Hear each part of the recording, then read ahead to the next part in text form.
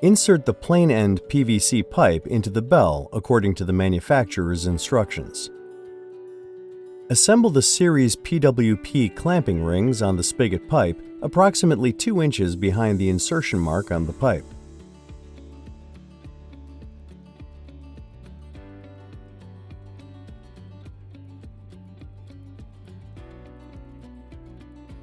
Assemble the second ring immediately behind the pipe bell end.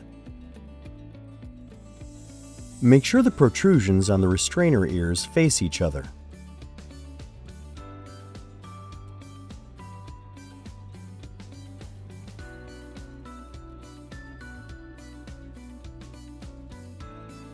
Tighten the side clamping bolts to the recommended torque.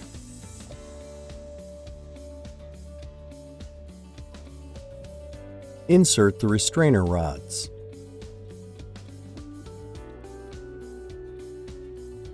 Snug the retaining nuts against the restrainer ears.